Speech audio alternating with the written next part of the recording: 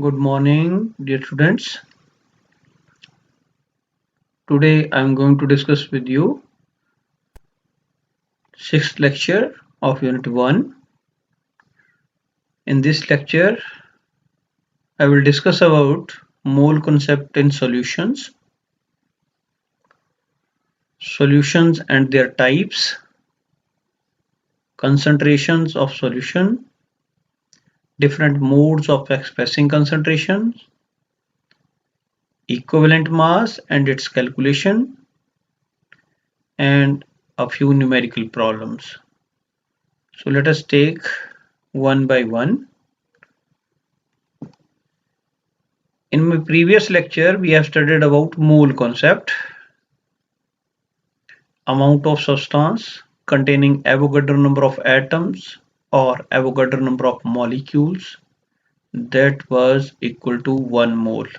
Similarly, amount of substance having mass equal to gram atomic mass or gram molecular mass was equal to 1 mole.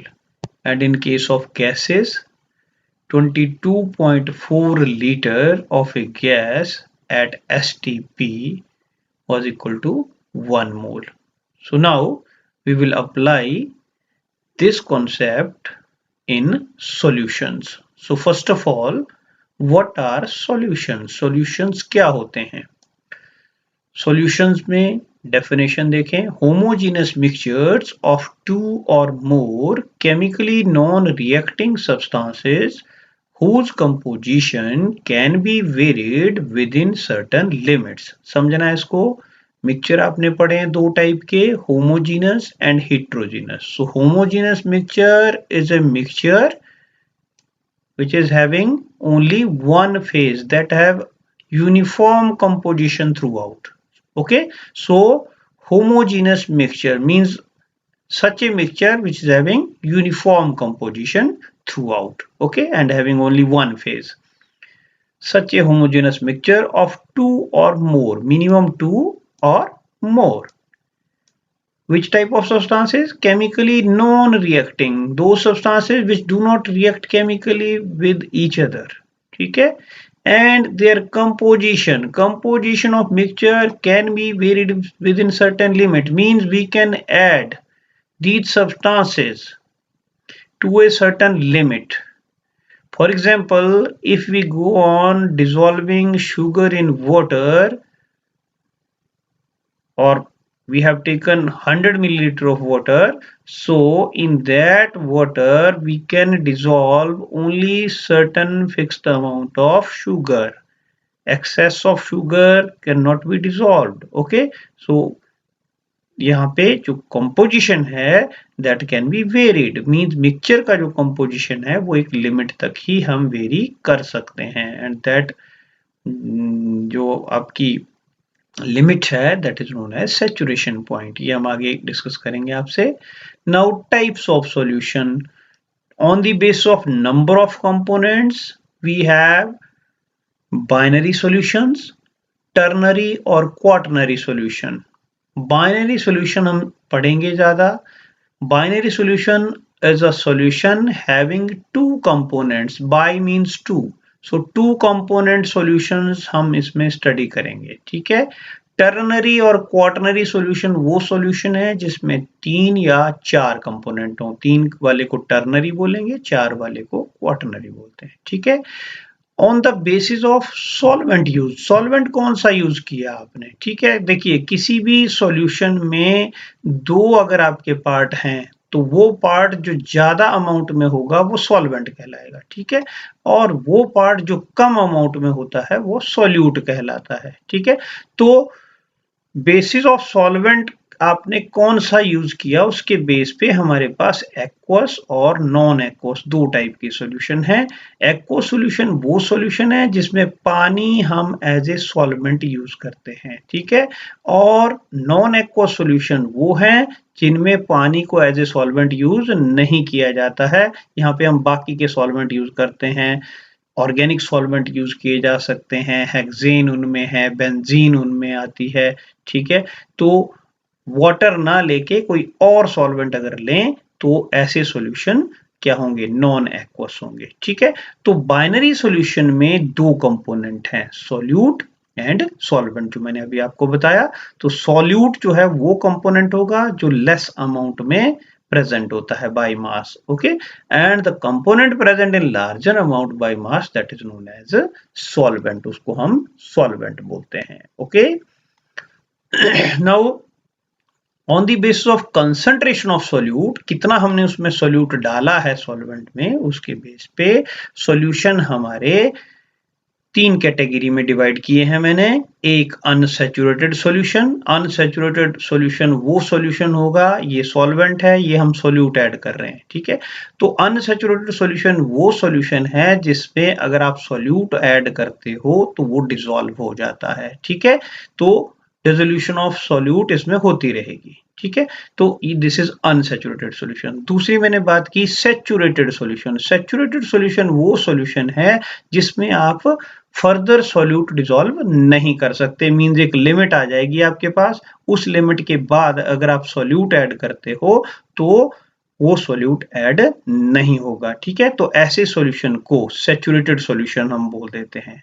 ठीक है, और तीसरा super saturated, means saturated होने के बाद भी अगर आप सॉल्यूट ऐड कर रहे हैं तो ऐसा सॉल्यूशन सुपर सैचुरेटेड हो जाता है। ठीक है, तो उसमें फिर दो फेजेस हो जाएंगी, मींस क्रिस्टल बनना शुरू हो जाते हैं। ठीक है, तो ऐसे केसेस में सुपर सैचुरेटेड सॉल्यूशन में सॉल्यूट हमारा जितना डिसॉल्व होता है उतना ही सॉल्यूट हमारा दोबारा से क्या होने लगता है, सॉलिडिफाई होने लगता है, प्रेसिपिटेशन उसकी स्टार्ट हो जाती है। ठीक है, तो इस तरफ को आप देख रहे हैं, लेफ्ट टू राइट जब हम मूव कर रहे हैं तो कंसंट्रेशन जो है वो बढ़ रही है, इंक्रीज कर रही है। ठीक है, कंसंट्रेशन क्या है, amount of solute present in given amount of solvent. ठीक है, तो उसको हम कंसंट्रेशन बोलते हैं, ये हम आगे पढ़ेंगे। नेक्स्ट जो है that is type of solution on the basis of physical state of solvent. Physical state of solvent के बेस पे we have 9 types of solution. Okay, तो फर्स्ट में आप देख रहे हैं सॉल्यूट सॉलिड है, सॉल्वेंट भी सॉलिड है। ओके, तो इसको हम बोलेंगे सॉलिड इन सॉलिड टाइप का सॉल्यूशन। ठीक है, और इसमें एग्जाम्पल हैं एलॉयज, जितने भी एलॉयज हैं ये अमलगम हम बनाते हैं तो वो क्या है, सॉलिड इन सॉलिड टाइप के सॉल्यूशंस होते हैं। ओके, दूसरा है liquid in solid, means liquid कम मात्रा में है, सॉलिड ज्यादा मात्रा में है। ठीक है, तो लिक्विड इन सॉलिड टाइप में हाइड्रेटेड सॉल्ट जितने भी हैं, जैसे for example copper sulphate, copper sulphate का अगर आप फॉर्मूला देखें तो CuSO4.5H2O। ठीक है, तो ये हाइड्रेटेड सॉल्ट्स हमारे पास बहुत से हैं जिनमें number of water molecule of crystallisation different होता है। ठीक है, थर्ड हमारे पास है गैस इन सॉलिड टाइप। ठीक है, सॉल्यूट गैस है, मींस कम मात्रा में गैस है, सॉलिड मींस ज्यादा मात्रा में हमारा सॉल्वेंट है जो है वो सॉलिड है। तो इसमें आपका एग्जांपल आएगा डिसॉल्व्ड गैसेस इन मिनरल, अर्थ के क्रस्ट से जब हम मिनरल निकालते हैं तो उन मिनरल में बहुत सारी गैसेस जो हैं वो डिसॉल्व होती हैं। ठीक है, ये जो तीन सॉल्यूशन मैं आपको बता रहा हूं, ये तीन जो सॉल्यूशंस हैं ये सॉलिड दिखेंगे आपको। ठीक है, तो these are solid solutions. Okay, next fourth में solid in liquid type, mean solute हमने चेंज किया, सॉल्वेंट लिक्विड रखा अब। ठीक है, तो दिखती सी बात है सॉल्वेंट ज्यादा अमाउंट में है और वो लिक्विड है, तो ये तीनों जो सॉल्यूशन होंगे ये कैसे होंगे, लिक्विड दिखेंगे आपको। ठीक है, तो सॉलिड इन लिक्विड टाइप में फॉर एग्जांपल सॉल्ट आपने पानी में डिसॉल्व कर दिया, ठीक है, शुगर आपने पानी में डिसॉल्व कर दी, तो ये कैसा बनेगा आपका सॉलिड इन लिक्विड टाइप। दूसरा है liquid in liquid type. Liquid in liquid type में हमारे पास एल्कोहल इन वाटर, पानी में अगर डालते हैं तो क्या बनेगा आपका सॉलिड जो है वो सॉल्यूशन बनता है। यहाँ पे ये एमल्शन गलत है। ठीक है, इसका ध्यान रखें, एमल्शन यहाँ नहीं आएगा। एमल्शन जो है वो आपका जो सॉल्यूशन है वो कैसा है, heterogeneous है, दैट इज नॉट होमोजेनियस। सो यहाँ पे बेस्ट एग्जांपल है अल्कोहल इन वाटर टाइप। ठीक है, गैस इन लिक्विड टाइप, इसमें एरिएटेड ड्रिंक्स, कोल्ड ड्रिंक्स जितने भी हैं आपके वो सारे के सारे इस कैटेगरी में आते हैं। ठीक है, और ये सारे के सारे लिक्विड दिखेंगे। ओके, एरिएटेड ड्रिंक्स आप सभी कोल्ड ड्रिंक्स को बोल सकते हैं जिसमें कार्बन डाइऑक्साइड वाटर में डिसॉल्व होती है। ठीक है, तीसरे आपके जो टाइप्स है वो है गैसियस सॉल्यूशन। ठीक है, ये तीनों आपके गैसियस होंगे, ये आपके 3 लिक्विड होंगे और ये आपके सॉलिड होंगे। ठीक है, ये ध्यान रखना है। तो यहाँ पे गैसियस टाइप में जो आपका गैस है वो आपने देखना है सॉलिड इन गैस टाइप। ठीक है, तो आयोडीन के वेपर या एयर में चले जाएं। ठीक है, तो क्या होगा, आपको solid in gas type, air जो है गैस है, आयोडीन के वेपर सॉलिड है। Next liquid in gas, liquid in gas में हमारे पास आ जाता है मिस्ट, ह्यूमिडिटी इन एयर। ठीक है, हवा में जो आपकी ह्यूमिडिटी है वो वाटर वेपर्स होते हैं, तो वो लिक्विड है, और एयर आपकी क्या है, गैसियस है। और तीसरा gas in gas, gas in gas में एग्जांपल आपका बेस्ट है एयर। एयर आपका होमोजेनस मिक्सचर है अगर वो प्योर है, ये ध्यान रखना है आपने। इन केस अगर इसमें डस्ट पार्टिकल आ जाए या स्मोक आ जाए तो फिर ये सॉल्यूशन नहीं रहेगा, ये क्या बन जाता है, हेट्रोजेनस मिक्सचर बन जाता है। ओके, तो इसको ध्यान रखें आप। अब आता है next concentration. What is concentration, concentration क्या है, तो concentration of a solution is defined as the amount of solute dissolved in a known amount of solvent or solution। या ध्यान रखें आप, known amount of solvent भी हम ले सकते हैं या known amount of solution, इन दोनों में फर्क क्या है, देखो solvent में अकेला solvent का अमाउंट लेंगे। ठीक है, solution में हम दोनों का लेंगे, मीन्स solute प्लस solvent, तो ये थोड़ा ध्यान रखना है आपने। तो कंसंट्रेशन ऑफ सॉल्यूशन में दो चीजें होंगी, क्या, एक अमाउंट ऑफ सोल्यूट होगा, ठीक है, और दूसरा अमाउंट ऑफ सॉल्वेंट या सॉल्यूशन हम एक्सप्रेस करेंगे। ठीक है, तो इन दोनों के बेस पे ही हम किसी सॉल्यूशन की कंसंट्रेशन को एक्सप्रेस कर पाते हैं। ठीक है, तो जब भी कंसंट्रेशन की बात आएगी तो आपने ध्यान रखना है कि हमारे पास दो चीजें हमें बतानी पड़ेंगी, क्या, एक सॉल्यूट का अमाउंट और दूसरा सॉल्वेंट या सॉल्यूशन का अमाउंट। ठीक है, अब आता है मोड्स ऑफ एक्सप्रेसिंग कंसंट्रेशन। कौन कौन से ऐसे तरीके हैं जिन तरीकों से हम कंसंट्रेशन को एक्सप्रेस कर सकते हैं। ठीक है, तो पहला तरीका इसमें आता है परसेंटेज। परसेंटेज आपका सिंपल है, क्या करेंगे, 100 पार्ट्स में आप हमेशा परसेंटेज कैलकुलेट करते हैं जैसे नॉर्मली आप करते हैं। तो पहली टाइप का जो परसेंटेज है that is percentage by weight, इसको W बाय W हम परसेंटेज बोलते हैं। तो इसमें क्या है, amount of solute present in 100 gram of solution. ठीक है, 100 ग्राम सॉल्यूशन में कितना सोल्यूट पड़ा है उसको क्या बोलेंगे, परसेंटेज बाय मास। ठीक है, W बाय W, तो ये इसका फॉर्मूला है, weight of solute in gram divided by weight of solution in gram multiplied by 100। ठीक है, नेक्स्ट है परसेंटेज बाय वॉल्यूम, इसको V बाय V बोलते हैं। ठीक है, ये तब यूज करेंगे जब आपका सॉल्वेंट भी लिक्विड है और सॉल्यूट भी लिक्विड है, तो उन केसेस में वॉल्यूम नापना हमारे लिए इजी होता है, तो इस केस में V बाय V लेते हैं। ठीक है, तो इस केस में क्या है, वॉल्यूम ऑफ सॉल्यूट, यहाँ पे सॉल्यूट का volume present in 100 millilitre of a solution. ठीक है, मल्टीप्लाइड बाय, तो ये आपका formula, volume of solute in millilitre divided by volume of solution in millilitre multiplied by 100। ठीक है, और थर्ड जो आपकी परसेंटेज है that is W by V। W आपका मास ऑफ सॉल्यूट होगा ग्राम में, V आपका क्या होगा, वॉल्यूम किसका, सॉल्यूशन का मिलीलीटर में। ठीक है, तो ये आपका formula, weight of solute in gram divided by volume of solution in millilitre. तो ये simplest mole of expressing concentration that is percentage. ठीक है, नेक्स्ट आपका आता है स्ट्रेंथ, कोई सॉल्यूशन कितना स्ट्रॉन्ग है। ठीक है, स्ट्रेंथ, तो अमाउंट ऑफ सोल्यूट इन ग्राम, यहाँ पे देखें सोल्यूट का जो अमाउंट है वो किस में आप एक्सप्रेस कर रहे हैं, ग्राम में। ठीक है, और जो वॉल्यूम है वो किस में एक्सप्रेस किया जा रहा है सॉल्यूशन का, लीटर में। ठीक है, तो अमाउंट ऑफ सोल्यूट प्रेजेंट पर लीटर ऑफ दी सॉल्यूशन। ठीक है, सिंपल सी डेफिनेशन है ये। तो इस केस में strength of solution is mass of solute in gram divided by volume of solution in litres. Okay, next is molarity. Molarity को denote करते हैं कैपिटल M से। अब यहाँ पे देखें आप, जो आपका नंबर सॉल्यूट का अमाउंट है उसको हम एक्सप्रेस कर रहे हैं नंबर ऑफ मोल्स में, और नंबर ऑफ मोल्स हमने पिछले लेक्चर में आपको कैलकुलेट करना बताए हैं।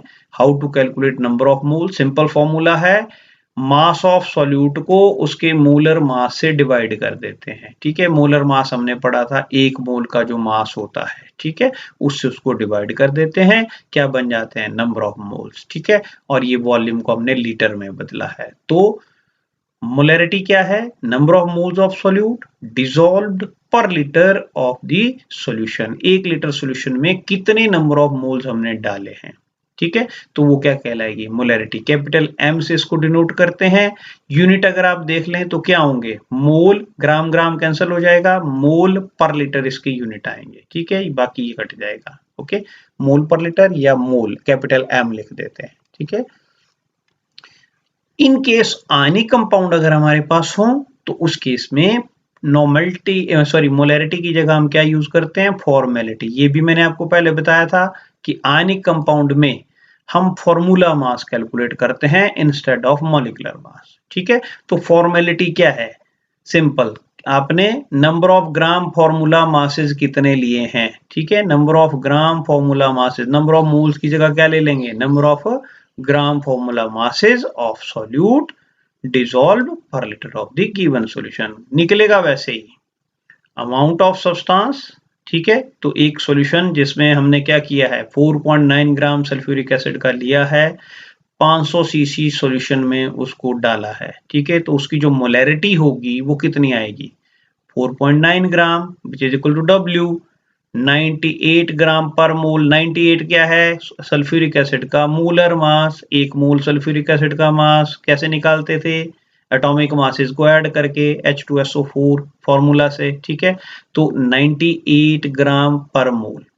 ठीक है, और 1000, ये तो पता है ना, H2SO4 का कैसे निकलेगा, हाइड्रोजन का 1 होता है एटॉमिक मास, सल्फर का 32, ऑक्सीजन का 16। ठीक है, तो 2 हाइड्रोजन, तो 2 into 1 plus sulphur 32 plus 4 into 16, तो टोटल आएगा 98। ठीक है, 98, और ये आपने 500 मिलीलीटर सॉल्यूशन बनाया है 500 सीसी, तो अल्टीमेटली यू विल गेट 0.1 मोल पर लीटर आंसर आपका आएगा।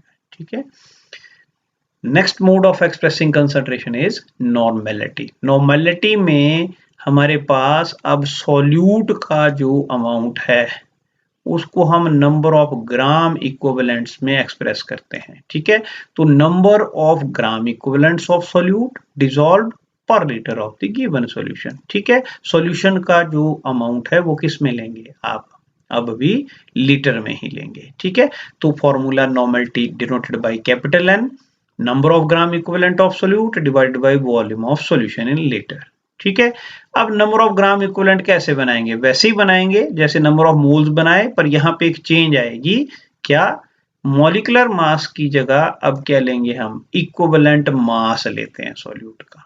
ठीक है, तो इक्विवेलेंट मास लेंगे तो क्या मिल जाएंगे, मॉलिक्यूलर मास की जगह इक्विवेलेंट मास लेने पे क्या मिल जाएंगे, नंबर ऑफ ग्राम इक्विवेलेंट। ठीक है, और बाकी फॉर्मूला सेम वैसे ही है। तो यहाँ पे देखें, अगर W ग्राम किसी सॉल्यूट का हमने लिया और उसको हमने VCC में डिसॉल्व कर दिया, तो ऐसे केस में जो सॉल्यूशन की नॉर्मेलिटी आएगी that will B W gram divided by equivalent mass of solute multiplied by 1000 CC पर लीटर डिवाइड बाय VCC। ठीक है, तो इसके जो यूनिट आएंगे वो क्या आएंगे, ग्राम इक्विवेलेंट पर लीटर। ओके, ग्राम इक्विवेलेंट पर लीटर।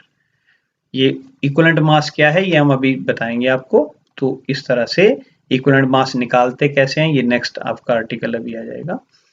तो एक सॉल्यूशन जिसमें 0.49 ग्राम हमने सल्फ्यूरिक एसिड का लिया है 250 सीसी ऑफ सॉल्यूशन में, तो उस केस में जो नॉर्मेलिटी आएगी that will be 0.49 gram divide by 49। 49 आपका सल्फ्यूरिक एसिड का क्या है, इक्विवेलेंट मास है। ठीक है, और ये कैसे निकला, इसके मॉलिक्यूलर मास को 2 से डिवाइड किया हमने, 2 इसकी क्या है, 2 जो है वो इसकी बेसिसिटी है। ध्यान रखना है आपने, बेसिसिटी किसी भी एसिड की क्या होती है, उस एसिड से कितने हमें, एक मॉलिक्यूल एसिड का अगर हम लें तो उस एक मॉलिक्यूल एसिड से कितने H पॉजिटिव आयन हमें मिलते हैं, मींस कितने प्रोटॉन वो एसिड हमें देता है, वो उस एसिड की क्या कहलाती है, बेसिसिटी कहलाती है। ठीक है, तो 98 को जब आप 2 से डिवाइड करेंगे तो क्या मिल जाएगा, 49। ठीक है, और वैल्यू आएगी 0.04 ग्राम इक्विवेलेंट पर लीटर, या नॉर्मल भी आप लिख सकते हैं। ठीक है, तो equivalent mass of sulphuric acid हमने निकाला है कैसे, molecular mass of sulphuric acid divide by basicity. ठीक है, अभी मैंने बताया 98 इसका क्या है, मॉलिक्यूलर मास है। कैसे निकाला अभी मैंने डिस्कस किया आपसे। ठीक है, इन सब के एटॉमिक मासेस को ऐड करके क्या निकल जाता है, मॉलिक्यूलर मास, और उसको 2 से डिवाइड किया तो क्या मिल गया, इक्विवेलेंट मास। ठीक है, तो ये आपका जो है आ जाएगी वैल्यू ऑफ नॉर्मेलिटी। ठीक है, नेक्स्ट आप इक्विवेलेंट मास के बारे में जानेंगे हम कि इक्विवेलेंट मास क्या होता है और उसको निकालते कैसे हैं। डिफरेंट फॉर्मूलाज में आपको बताऊंगा जिनसे हम क्या कर सकते हैं, इक्विवेलेंट मास निकाल सकते हैं। तो सबसे पहले इक्विवेलेंट मास क्या है, equivalent mass of an element, किसी भी एलिमेंट का इक्विवेलेंट मास क्या है, it is the mass of element which either combines और displaces 1.008 parts by mass of hydrogen or 8 parts by mass of oxygen और 35.5 parts by mass of chlorine। ठीक है, ये डेफिनेशन आपने याद रखनी है। इक्विवेलेंट मास किसी भी एलिमेंट का क्या है, उतना मास उस एलिमेंट का जो क्या करता है, या तो कंबाइन करता है या इतनी आपके पार्ट्स को डिस्प्लेस करता है। क्या क्या 3 कंडीशन है, एक 1.008 parts by mass of hydrogen के साथ या तो कंबाइन कर जाता है या इतने हाइड्रोजन को डिस्प्लेस करता है। ठीक है, दूसरी condition 8 parts by mass of oxygen के साथ या तो कंबाइन करता है या इतनी ऑक्सीजन डिस्प्लेस करता है, और तीसरी कंडीशन है 35.5 parts by mass of chlorine के साथ या तो कंबाइन करता है या इतनी क्लोरीन को क्या करता है, डिस्प्लेस करता है। ठीक है, तो ये इक्विवेलेंट मास की डेफिनेशन है। अब इसको निकालने के लिए डिफरेंट फॉर्मूलाज हैं। ठीक है, पहला जो फॉर्मूला है वो है एलिमेंट के लिए। अगर किसी एलिमेंट का इक्विवेलेंट मास निकालना हो तो क्या करेंगे, उसके एटॉमिक मास को डिवाइड कर देंगे उसकी वैलेंसी से। फॉर एग्जांपल एल्युमिनियम का निकालना है हमने, तो एल्युमिनियम का जो एटॉमिक मास है वो आपका 27 है, ये हमने पढ़ा है पीछे। ठीक है, तो 27 है और एल्युमिनियम की जो वैलेंसी है वो 3 है, तो 27 डिवाइडेड बाई 3 इक्विवेलेंट मास कितना आया, 9। ठीक है, 9 जो आपका ग्राम है वो आपका क्या आएगा, इक्विवेलेंट मास किसका, एल्युमिनियम का। ठीक है, इसी तरह से कैल्शियम का निकालना हो तो कैल्शियम का क्या करेंगे, कैल्शियम का एटॉमिक मास कितना है, 40। ओके, 40 और उसकी वैलेंसी कितनी है, 2। 40 को 2 से डिवाइड कर दो, कितना आपका इक्विवेलेंट मास आएगा, 20। ठीक है, तो ऐसे आपने इक्विवेलेंट मास एलिमेंट का हम निकाल सकते हैं। सिमिलरली किसी एसिड का अगर इक्विवेलेंट मास निकालना हो तो अभी हमने सल्फ्यूरिक एसिड का निकाला, देखो क्या किया, मॉलिक्यूलर मास एसिड का लिया डिवाइड बाय बेसिसिटी। बेसिसिटी मैंने बताया क्या होती है, किसी एसिड के एक मॉलिक्यूल से कितने H पॉजिटिव आयन हमें मिलते हैं।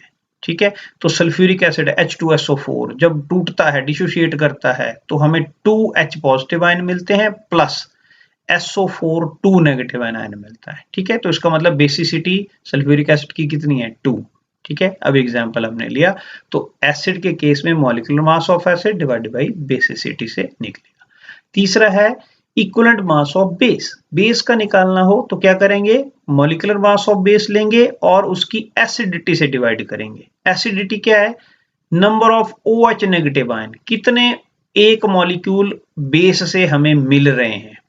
ठीक है, जब एक मॉलिक्यूल बेस का हम लें, फॉर एग्जांपल सोडियम हाइड्रोक्साइड एक बेस है, तो सोडियम हाइड्रोक्साइड को जब हम डिसोशिएट करते हैं, मींस उसके मॉलिक्यूल को जब तोड़ते हैं, तो हमें एक Na पॉजिटिव आयन मिलता है और एक OH नेगेटिव आयन मिलता है। ठीक है, तो इसका मतलब सोडियम हाइड्रोक्साइड से क्योंकि एक OH नेगेटिव मिला तो उसकी एसिडिटी कितनी हुई, 1। ठीक है, तो उस केस में मान लो इक्विवेलेंट मास हमने NaOH का निकालना है, तो NaOH का निकालने के लिए मॉलिक्यूलर मास लेंगे NaOH का जो कि 40 होता है, सोडियम 23, ऑक्सीजन 16, हाइड्रोजन 1। ठीक है, 16 आपका ऑक्सीजन का है, एक हाइड्रोजन का है, तो टोटल आएगा 40। 40 डिवाइडेड बाई 1, 1 का मतलब आपका एसिडिटी NaOH की 1 है। ठीक है, तो it will be equal to 40 gram. Okay, next आपका इक्विवेलेंट मास ऑफ सॉल्ट, अगर कोई सॉल्ट दिया है तो उस केस में क्या करेंगे, मॉलिक्यूलर मास लेंगे सॉल्ट का और total positive valency of metal atom को ऐड कर देंगे। For example sodium carbonate, sodium carbonate में फॉर्मूला है Na2CO3। Na2CO3 आप जब फॉर्मूला ले रहे हैं तो सोडियम आपका 2 है तो 2 इंटू 23 ये हो गया 46 प्लस 12, 46 प्लस 12 कितना हो गया 58, ठीक है कार्बन, और 58 प्लस कितना हो जाएगा 3 ऑक्सीजन है तो 48, 58 प्लस 48 ये लेके क्या करेंगे total positive valency of sodium atom, sodium atom की टोटल पॉजिटिव वैलेंसी 2 सोडियम है तो वैलेंसी कितनी होगी 2, ठीक है, एक सोडियम की +1 होती है तो इससे क्या निकल जाएगा इक्विवेलेंट मास ऑफ सॉल्ट निकल जाएगा, ठीक है। Similarly equivalent mass of ion, किसी भी आयन का निकालना हो तो क्या करेंगे उसका फॉर्मूला मास लेंगे और उसके चार्ज से डिवाइड कर देंगे, ठीक है। फॉर एग्जांपल आपने कार्बोनेट एनायन का निकालना है तो कार्बोनेट एनायन का क्या ले लेंगे फॉर्मूला मास निकालेंगे वैसे ही जैसे निकालते हैं और उसकी जो चार्ज है, चार्ज इसके ऊपर है -2, उससे इसको डिवाइड कर देंगे, क्या निकल जाएगा इक्विवेलेंट मास ऑफ आयन निकल जाएगा। नेक्स्ट है इक्विवेलेंट मास ऑफ ऑक्सीडाइजिंग और रिड्यूसिंग एजेंट, ठीक है, ये हम वैसे आगे पढ़ेंगे ऑक्सीडाइजिंग एजेंट और रिड्यूसिंग एजेंट क्या होते हैं, तो उनके जो इक्विवेलेंट मासेस हैं वो उनके मॉलिक्यूलर मास या एटॉमिक मास को नंबर ऑफ इलेक्ट्रॉन लॉस्ट और गेन्ड से डिवाइड करके निकाले जाते हैं, ठीक है, तो ये कॉन्सेप्ट आप आगे पढ़ेंगे। नेक्स्ट जो मोड है that is molality, small M, small M जो है वो आपका क्या है मोलैलिटी को एक्सप्रेस करने के लिए सिंबल यूज किया जाता है। तो मोलैलिटी क्या है, it is the number of moles of solute dissolve 1000 gram of solvent, यहां आप ध्यान रखना है आपने, इस केस में हम 1000 ग्राम ले रहे हैं मींस पर किलोग्राम ऑफ सॉल्वेंट जो है वो नंबर ऑफ मोल्स एक्सप्रेस किए जा रहे हैं, ठीक है। तो number of moles of solute divide by mass of solvent in kilogram, ठीक है, तो निकालने का formula number of moles of solute mass of solute in gram multiplied by 1000। तो फॉर एग्जांपल अगर मेरे पास a ग्राम सॉल्यूट के प्रेजेंट हैं किसमें b ग्राम ऑफ सॉल्वेंट में और m इसका मोलर मास है मॉलिक्यूलर मास है तो उस केस में मोलैलिटी m जो है that will be equal to a upon m, a is the mass of solute, m is its molar mass multiplied by 1000 upon v, 1000 upon v, तो यहां से क्या निकल जाएगी मोलैलिटी निकल जाएगी, ठीक है। नेक्स्ट मोड है मोल फ्रैक्शन, मोल फ्रैक्शन में क्या है किसी भी कंपोनेंट का एक कंपोनेंट हमने लेना है, कोई एक कंपोनेंट आप ले सकते हैं, तो मोल फ्रैक्शन ऑफ ए कंपोनेंट क्या होता है, it is the fraction obtained by dividing the number of moles of that constituent by total number of moles of all the constituent present in the solution, ठीक है। For example मेरे पास मान लो दो आपके component हैं सॉल्यूशन में, एक solute है एक सॉल्वेंट है, ठीक है, तो सॉल्यूट के जो नंबर ऑफ मोल्स हैं वो n1 है, सॉल्वेंट के नंबर ऑफ मोल्स n2 हैं, ठीक है। तो अगर आपके n1 मोल्स सॉल्वेंट के हैं और n2 मोल्स सॉल्यूट के हैं तो उस केस में मोल फ्रैक्शन ऑफ सॉल्वेंट आपका आ जाएगा n1 divide by n1 plus n2।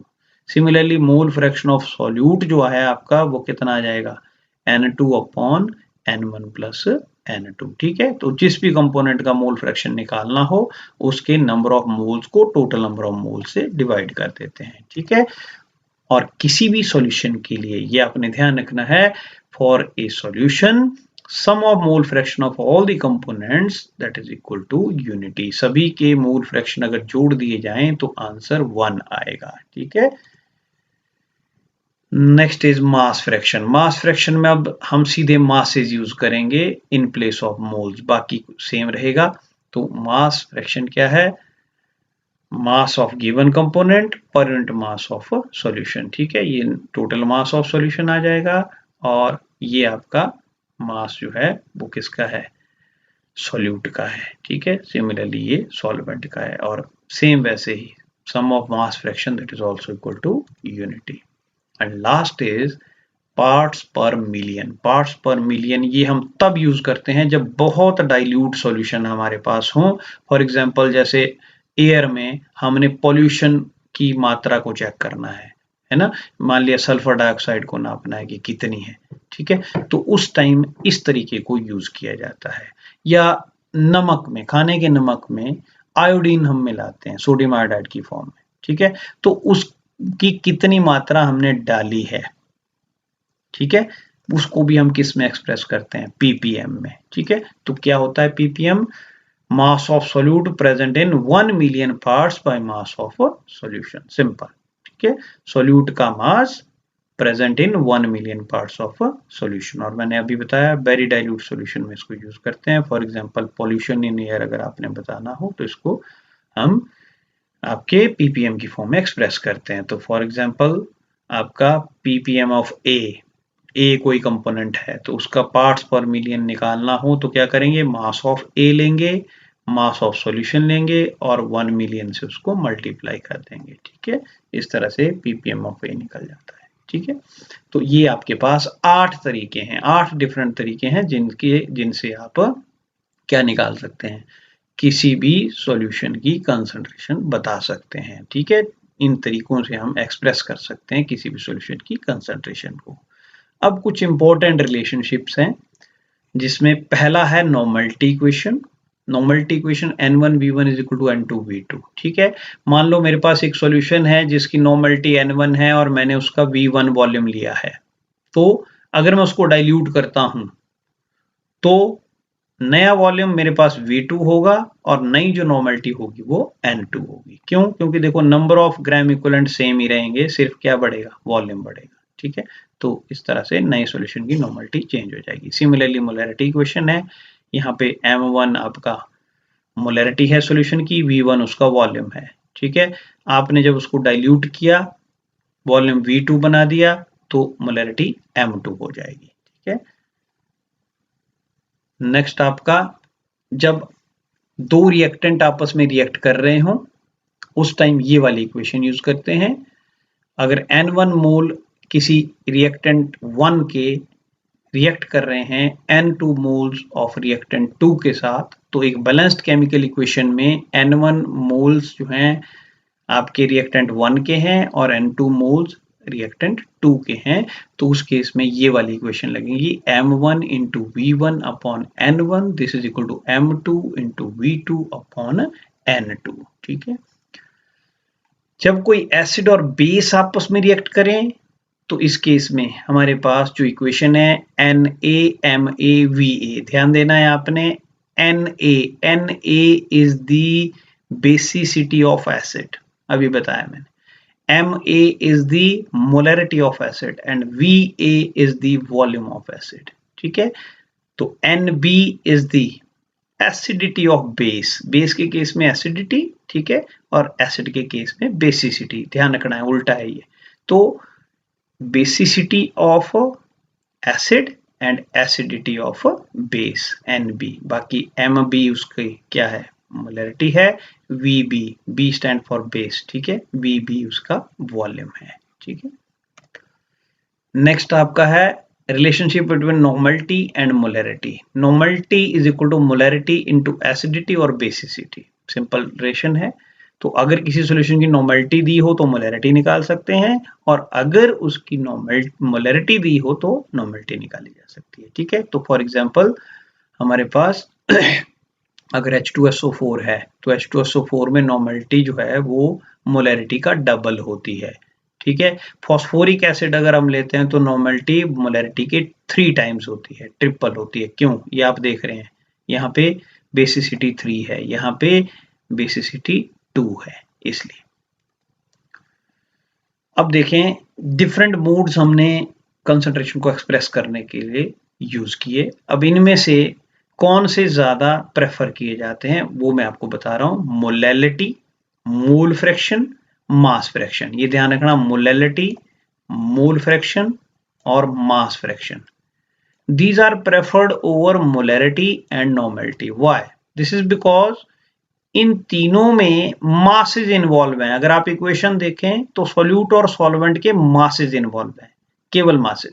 जबकि नॉर्मलिटी मोलैरिटी में हमारे पास सॉल्यूट और सॉल्वेंट का अगर हम बात करें तो सॉल्वेंट के हमारे पास क्या है, वॉल्यूम इन्वॉल्व है। ठीक है, तो यहाँ पे आंसर में लिखा है मैंने, because former involve masses, former means ये पहले वाले, and molality and normality means जो लेटर हैं बाद वाले जो हैं, they involve volume of solution. ठीक है, therefore temperature has, since temperature has no effect on mass, temperature का मास के ऊपर कोई इफेक्ट नहीं है, मीन्स मास आपका विद टेम्परेचर चेंज नहीं होता, लेकिन वॉल्यूम के ऊपर इसका सिग्निफिकेंट इफेक्ट होता है। आपको पता है जब किसी चीज को हम हीट करते हैं तो वो एक्सपैंड करती है, फैलती है, मीन्स उसका वॉल्यूम बढ़ता है। सिमिलरली जब कूल करेंगे तो वॉल्यूम घटता है। ठीक है, तो क्योंकि वॉल्यूम्स के ऊपर टेम्परेचर का इफेक्ट है, इसलिए हम क्या करते हैं, इन तीनों को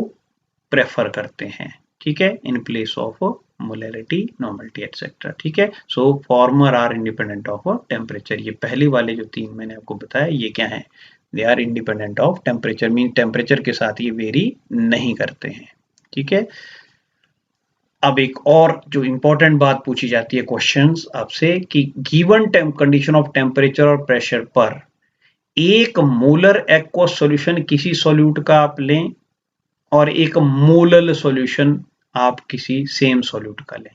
ठीक है, कोई एक सॉल्यूट आपने लिया, एक सॉल्यूशन आपने 1 मोलर बनाया और दूसरा सॉल्यूशन 1 मोलल बनाया, तो गिवन कंडीशन ऑफ टेम्परेचर और प्रेशर पर कौन सा सॉल्यूशन ज्यादा कंसंट्रेटेड होगा, तो आंसर है 1 मोलर। ठीक है, तो at a given condition of temperature and pressure, ये ध्यान रखना है आपने, किसी भी सब्सटेंस का, देखो नंबर ऑफ मोल तो दोनों में बराबर हैं, पर यहाँ पे हमने सॉल्वेंट 1 किलो लिया है और यहाँ पे सॉल्यूशन 1000 मिलीलीटर लिया है। ठीक है, तो सॉल्वेंट ज्यादा है यहाँ पे, इसलिए 1 मोलर सॉल्यूशन हमेशा 1 मोलर से डाइल्यूट होता है, ये ध्यान रखना है आपने। ठीक है,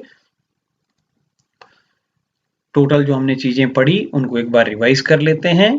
different modes of expressing concentration, पहला परसेंटेज, परसेंटेज मैंने बताया 3 तरीके से, W/W, W/V और V/V। ओके, नेक्स्ट आपकी स्ट्रेंथ, स्ट्रेंथ में क्या था, mass of solute in gram divided by volume of solution in litre, और यूनिट इसके होंगे ग्राम पर लीटर। ठीक है, तीसरा मोलैरिटी, मोलैरिटी में number of moles of solute present पर लीटर ऑफ गिवन सॉल्यूशन, और यूनिट इसके होंगे मोल पर लीटर या सिंपल एम, कैपिटल एम आप लिखेंगे। ठीक है, नेक्स्ट इज नॉर्मलिटी, नॉर्मलिटी में number of gram equivalent of solute divided by volume of solution in litre. ठीक है, तो यूनिट आएंगे इसके ग्राम इक्विवेलेंट पर लीटर या सिंपल नॉर्मल एन लिखेंगे आप। ठीक है, नेक्स्ट है मोलैलिटी, मोलैलिटी में M number of moles of solute divide by mass of solvent in kilogram, तो यूनिट्स हो जाएंगे मोल पर केजी। ठीक है, या सिंपल एम, स्मॉल एम लिखेंगे।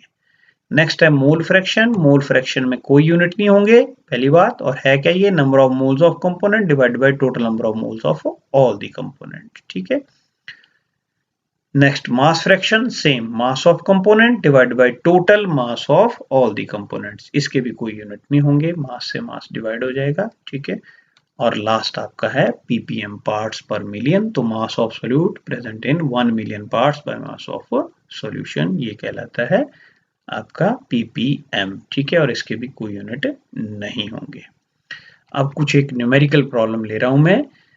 फर्स्ट है आपके पास, a solution is prepared by adding 2 gram of substance in 18 gram of water. ठीक है, कोई एक सब्सटेंस हमने लिया 2 ग्राम और 18 ग्राम पानी में उसको डिसॉल्व कर दिया, इसकी मास परसेंटेज निकालें कि क्या इस सॉल्यूशन की मास W/W जो परसेंटेज होगी वो कितनी होगी। तो सिंपल है, टोटल मास सॉल्यूशन का कितना हो गया, 18 + 2 20 ग्राम।